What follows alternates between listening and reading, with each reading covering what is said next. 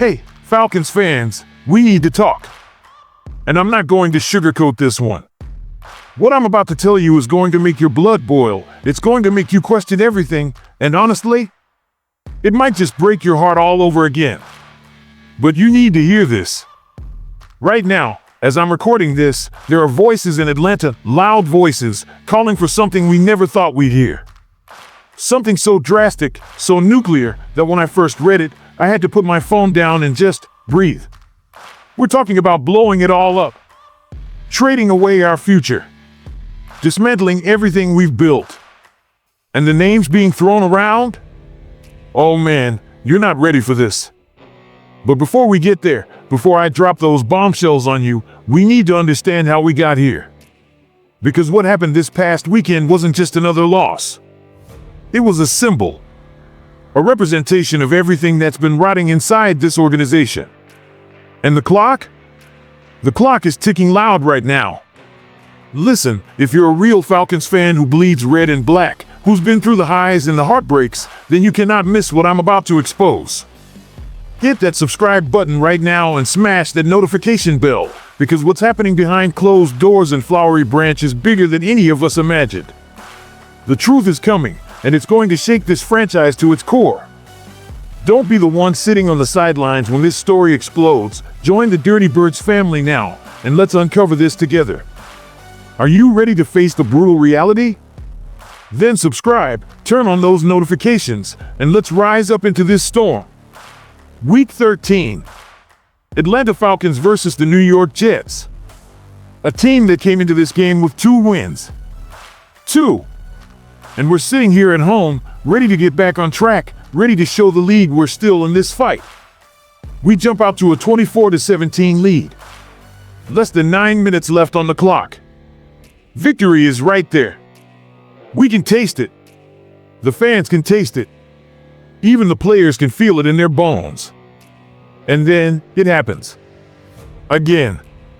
The Jets put together a 15-play, 65-yard drive that feels like it lasts forever. Each first down is a dagger. Each completion is another crack in our armor. And then Tyrod Taylor punches it in from 10 yards out. Game tied. Momentum completely shifted. The building goes silent. Now here's where champions are made, right? Here's where we show what we're built for. We get the ball back. 2 possessions. 2 chances to put this game away, to get into field goal range, to do something. Anything. 6 plays. 49 seconds. Nothing. We produce absolutely nothing. And that second drive? It ends with our receiver unable to haul in a catch that would have kept us alive, that would have given us a chance. Just 1 first down. That's all we needed. The Jets get 1 more shot. They march 19 yards like it's a walk in the park. And then 41-year-old Nick Folk, a man who's older than some of our coaches, lines up from 56 yards out and sends us home with a 27-24 loss that feels worse than any blowout ever could. 4-8. That's where we're at.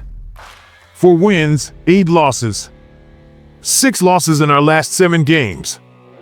And Falcons Nation, I'm telling you right now, this isn't just a rough patch. This is a crisis.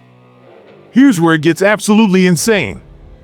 Brendan Leak from 680 The Fan, a local radio host, someone who covers this team day in and day out, he went on air and said something that sent shockwaves through the entire fan base. He didn't just suggest firing the coaching staff. He didn't just call for changes in the front office. No. He went full nuclear. He asked if it's time to trade our assets.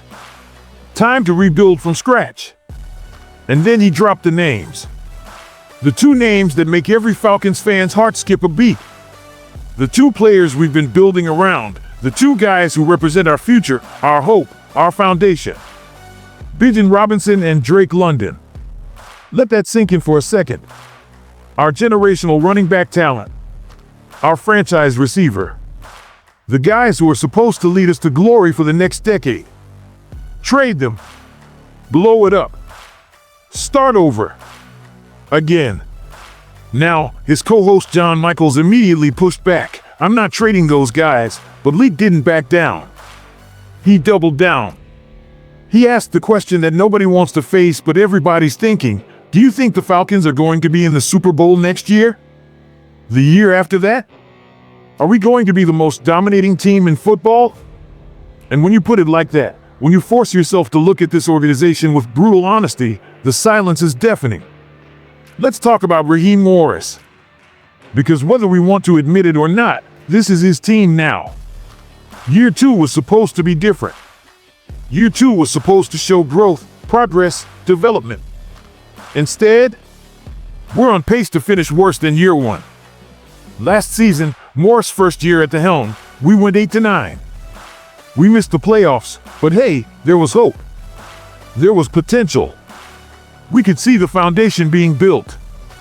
Fast forward to now, we're sitting at 4-8 with 5 games left.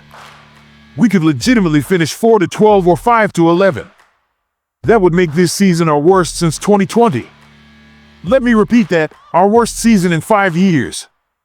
And you know what the kicker is? What really twists the knife? We don't even get the consolation prize of a high draft pick. We traded our 2026 first rounder to the Rams to move up and grab James Pierce Jr., so we're going to finish with a bottom 5 record and watch other teams benefit from our suffering.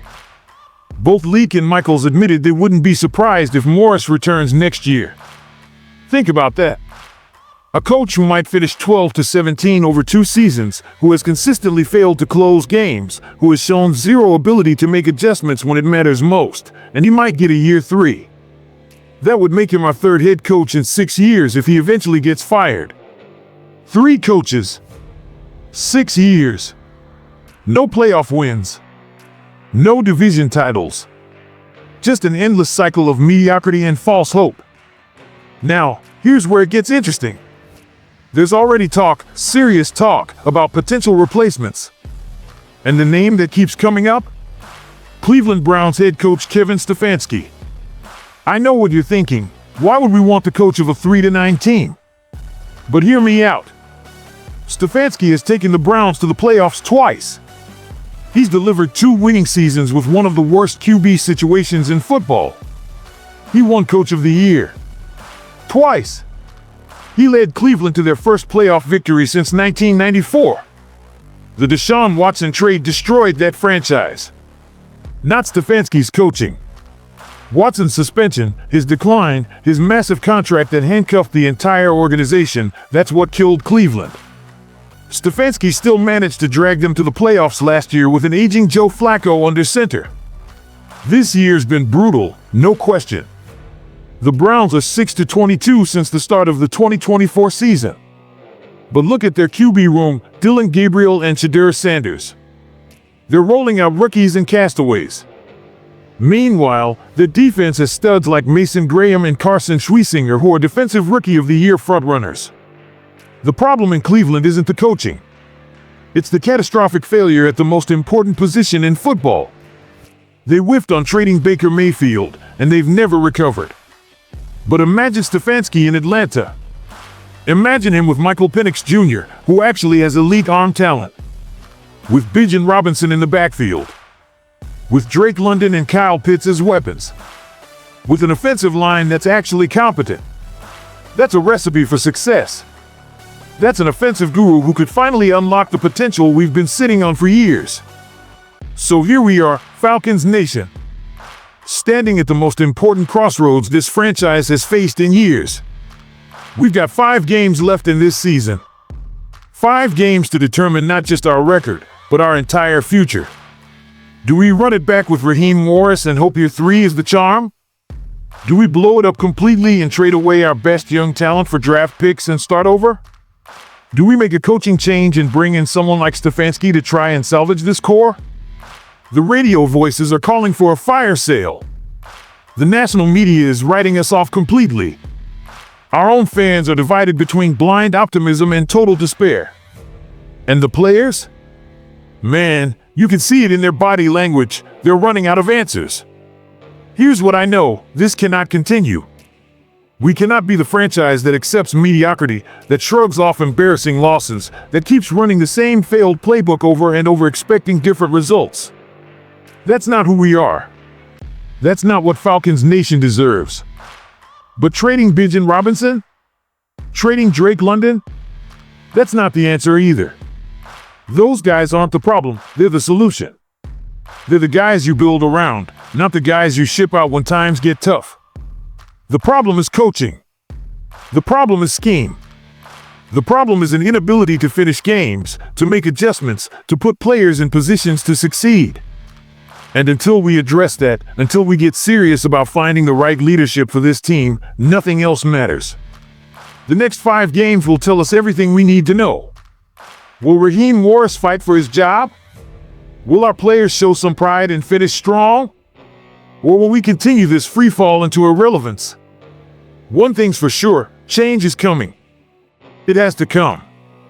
Whether that's a new coaching staff, a new philosophy, or yes, even some painful roster moves, something's gotta give.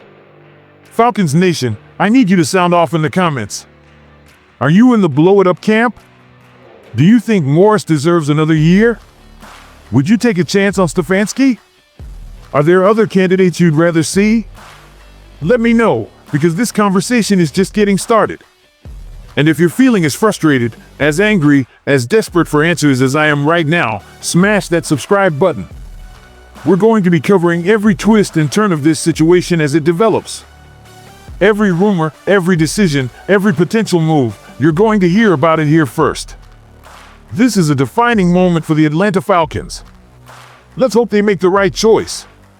For all of us who bleed red and black, who've suffered through the heartbreak and the disappointment, who still believe this franchise can be great again, we deserve better than this. Rise up, Falcons Nation. It's time to demand excellence. Go Falcons!